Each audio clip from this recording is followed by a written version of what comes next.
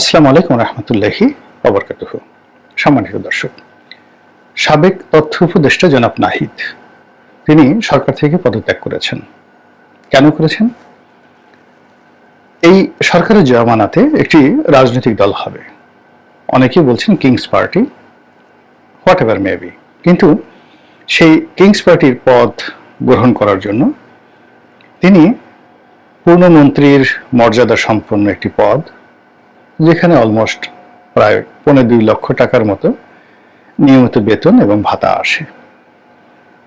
তিনি কার্যত একজন ছাত্র, একেবারে প্রবীণ এবং বয়সে আমার সন্তানের চাইতেও 2-3 বছরের ছোট।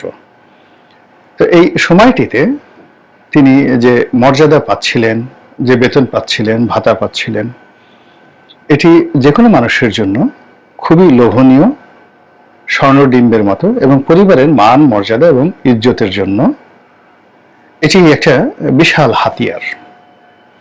এবং এরকম একটি পদে, এরকম একটি চেয়ারে মাত্র 24 ঘন্টা অতিরিক্ত থাকার জন্য অনেক মানুষ খুন খারাপি পর্যন্ত করে বসে।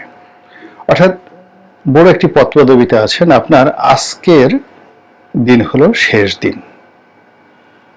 কিন্তু যদি আপনার কাছে অপশন দেওয়া হয় যে আগামী আরো 24 ঘন্টা আপনি এরকম একটা লোভনীয় পদে থাকতে পারবেন, বিনিময়ে গোপনে কয়েকজনকে খুন করতে হবে, আরো অপকর্ম করতে হবে, এই সমাজে বহু লোক পাবেন যে শত শত মানুষকে খুন করে হলো 24 ঘন্টার জন্য একটি পদ তারা আঁকড়ে ধরবেন। তো সেই রকম একটি লোভনীয় পদ স্বেচ্ছায় ত্যাগ করে রাজনীতির মতো একটি ঝুঁকিময়, অনিশ্চিত এবং একটি যাকে বলা হয় যেখানে পদে পদে বিপদ এবং বিপত্তি, দুর্নাম এবং বদনাম, এরকম একটি জায়গাতে তিনি যে এলেন, এটি আমি এই বাংলায় আগে কখনো দেখিনি। ফলে তিনি সফল হবেন কি হবেন না, তিনি ভালো না মন্দ, তিনি কি করেছেন বা না করেছেন, ডাজ নট ম্যাটার। এই মুহূর্তে কেবলমাত্র উপদেষ্টার এই পদ ছেড়ে আজকের এই জায়গাটাতে তিনি এসেছেন। এজন্য বাঙালি জাতি হিসেবে আপনাকে ধন্যবাদ তাকে দিতেই হবে, এর দ্বিতীয় নজির নেই।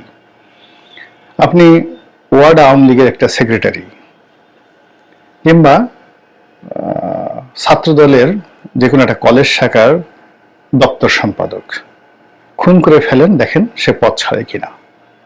মন্ত্রী এমপির কথা তো বাদ দিলাম।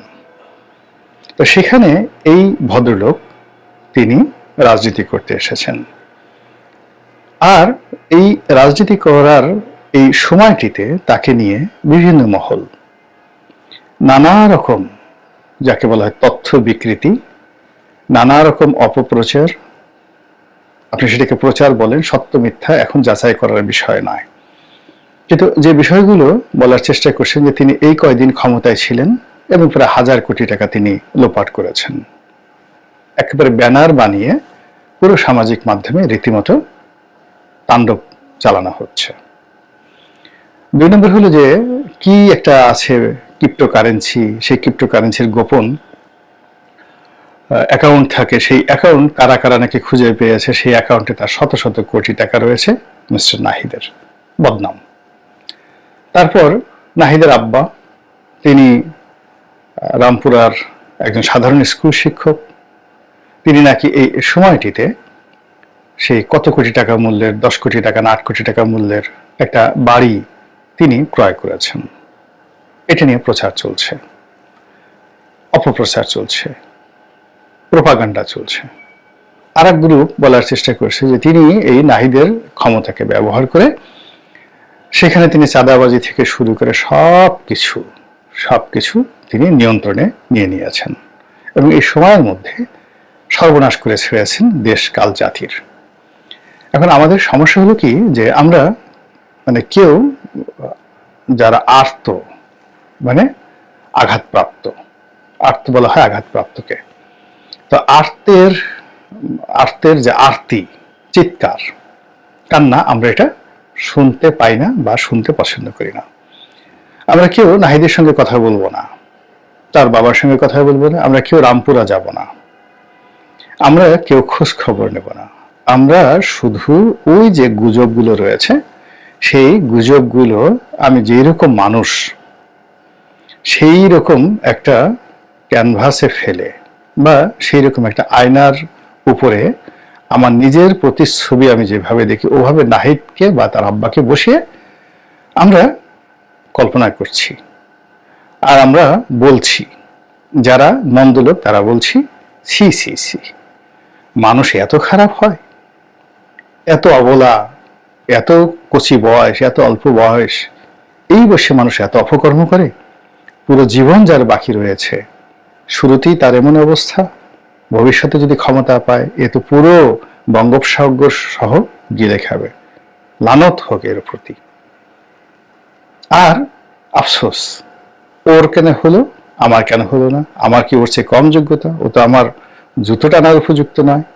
এই সকল কথাবার্তা বলে আমাদের সমাজের একটা বিরাট অংশ নিজেদের যে বিকৃত রুচি, বিকৃত চিন্তা, আমরা এটা নাহিদের উপর ঢেলে দিচ্ছি।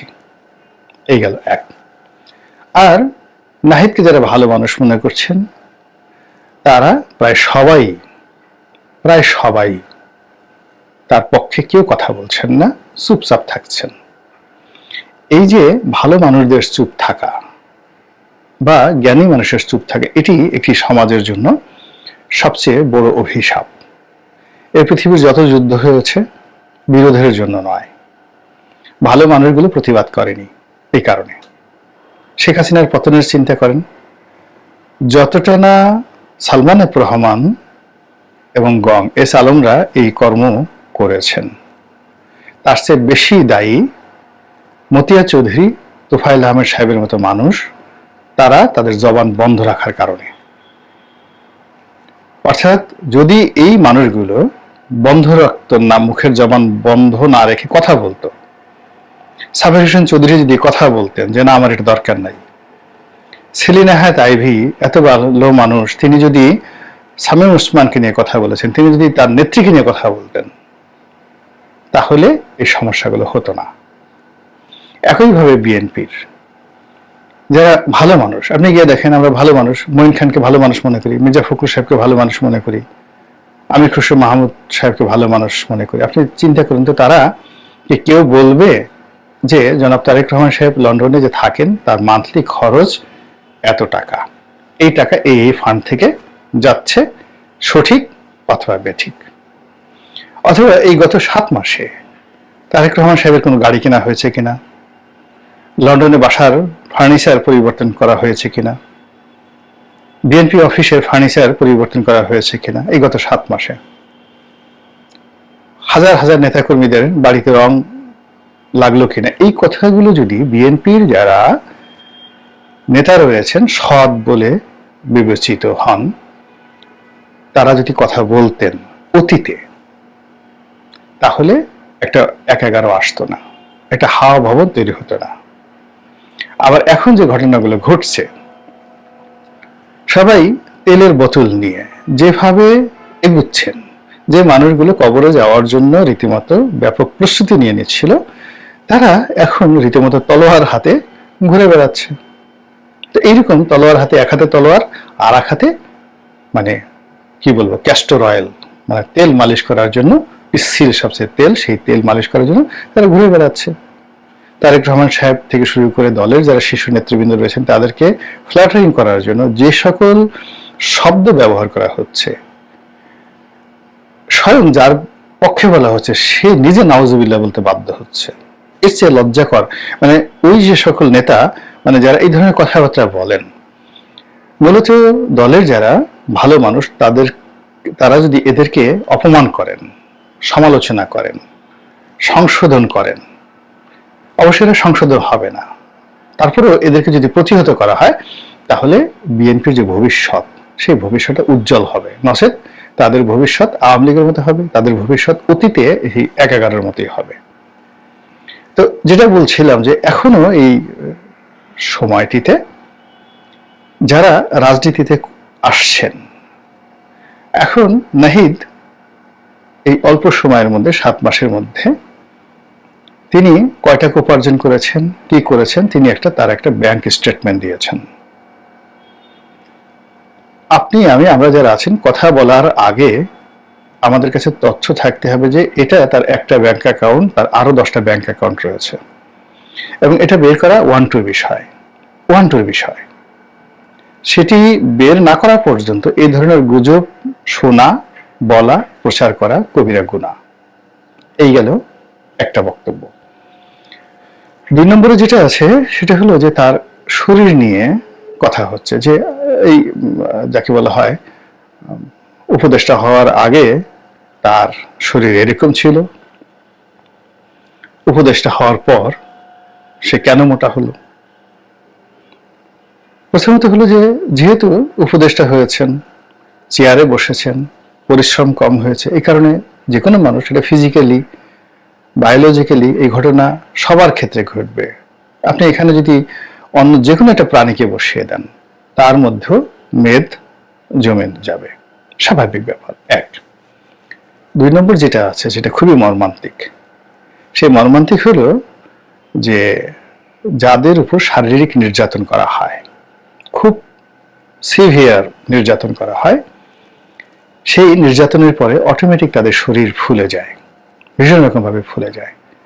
এখন ওই যে ডিবি হারুনের অফিসে নিয়ে ভাত খাওয়ার কথা বলে যাদেরকে পেটানো হয়েছে, তার মধ্যে এই নাহিদও আছেন, এবং বেদম প্রহার করা হয়েছে, টানিয়ে বেদম প্রহার করা হয়েছে, এবং এই কারণে ফিজিক্যালি তার শরীর মোটা হয়ে যাবে। এটা একেবারে 100-তে 100, এবং এটা নিয়ন্ত্রণ করা যাবে না, এবং এই দায়, মোটা হওয়ার দায় তাকে মৃত্যু পর্যন্ত বহন করতে হবে। তো এখন একজন লোক পিটুনি খেয়ে তার হাড্ডির প্রত্যেকটি স্তরে স্তরে রক্ত জমাট বেঁধে গেছে, তার অনেকগুলো কোষ ভেঙে গেছে, নতুন কোষ তৈরি হয়নি, তার অনেকগুলো পেশি অচল হয়ে পড়েছে, এবং সেই অচল পেশির জায়গাগুলোতে মেডিকেল সায়েন্স অনুযায়ী সেখানে যে কর্মকাণ্ড ঘটে, সেই কর্মকাণ্ড না ঘটার কারণে সেখানে মেদ জমে গেছে। যদি এই ঘটনা হয়, আর আপনার আমার মতো যারা অশিক্ষিত মানুষ, আমরা সেটাকে মনে করছি যে ওর এত মাংস হলো কি করে, ওর এত মেদ হলো কি করে, বলেন তো কিয়ামতে কি খুব বেশি দেরি আছে? তো এই যে একজন যুবক, তার বয়স কত হবে? 25 বছর, 26 বছর, নট মোর দেন দ্যাট। 26 বছরের একজন যুবক, তিনি একটা আন্দোলন করলেন, তিনি একটা নেতা হলেন, একটা ক্ষমতার চেয়ারে বসলেন, সেখান থেকে ছেড়ে আবার তিনি একটা রাজনৈতিক দল গঠন করতে এলেন। তারপরে তিনি আপনাদেরকে চ্যালেঞ্জ জানিয়ে তিনি ব্যাংক হিসাব দিলেন। তারপর তিনি, যাকে বলা হয় ব্যাংক হিসাব দেওয়ার সঙ্গে সঙ্গে তিনি আবার ঘোষণা দিলেন যে আমার নামে, আমার আত্মীয় স্বজনের নামে কেউ গত 7 মাসে কোনো সম্পত্তি ক্রয় করেনি। It's open challenge. আপনি গিয়ে দেখুন তো তার মায়ের নামে, ভাইয়ের নামে, বোনের নামে, ভগ্নিপতির নামে কারোর নামে কোনো দলিল হয়েছে কিনা। এটা তো আপনি ইজিলি সার্চ দিয়ে খুব সহজে নিতে পারেন। তো সেই কাজগুলো না করে আমরা সামাজিক মাধ্যমে একটা ভাইব তুলছি, অথচ নাহিদকে বাদ দিয়ে যদি সরকারের অন্য লোকদের ব্যাপারে আপনি প্রশ্ন করতেন, যারা নাহিদের বাবার চেয়েও সিনিয়র, দাদার চেয়েও সিনিয়র, এবং যাদের বিরুদ্ধে প্রমাণিত ক্যাশ ডিল হয়েছে, তো সেগুলো নিয়ে আমরা কেউ কথা বলছি না। প্রশাসনে যে সমস্ত লোক গত 7 মাসে আঙ্গুল ফুলে বটগাছ হয়ে গেছে, এক একটা নিয়োগের জন্য, এক একটা বদলির জন্য অতীতের যে কোনো সময় সে 10 গুণ টাকা দিয়ে বড় বড় পদগুলোতে যারা এসেছে, তারপরে ঘুষের রেট আগের চেয়ে 3 গুণ বাড়িয়ে দিয়েছে।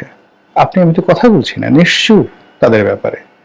আর যাকে আমরা দুর্বল মনে করছি, তার উপরে আমরা ঝাঁপিয়ে পড়ছি। যে কজন সমন্বয়ক রয়েছেন, এই সমন্বয়কদের মধ্যে নাহিদকে আমার মনে হয়েছে সবচেয়ে মৃদুভাষী, সবচেয়ে ডিসেন্ট, এবং সবচেয়ে ভদ্র। কম কথা বলেন, তার চোখের দিকে তাকিয়ে দেখেন, অন্য সবার চেয়ে তিনি নীরব এবং কম নড়াচড়া করেন। তার ফিজিক কন্ডিশন অন্য সবার চেয়ে একটু মোটা সোটা।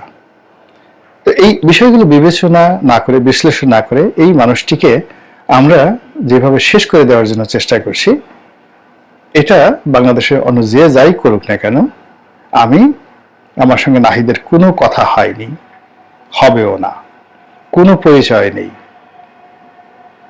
এবং এই প্রথম আমি কারো পক্ষে বা বিপক্ষে ছাত্রদের নিয়ে এই কথা বললাম। আমি এদেরকে নিয়ে কথা বলিনি, কিন্তু এখন যেভাবে চলছে, যদি আমি কথা না বলি বা আমার মতো আপনারা কথা না বলেন, তাহলে বনী ইসরাইল জাতির সেই ওলি আল্লাহর মতো আমাদের অবস্থা হবে। আল্লাহ রাব্বুল আলামিন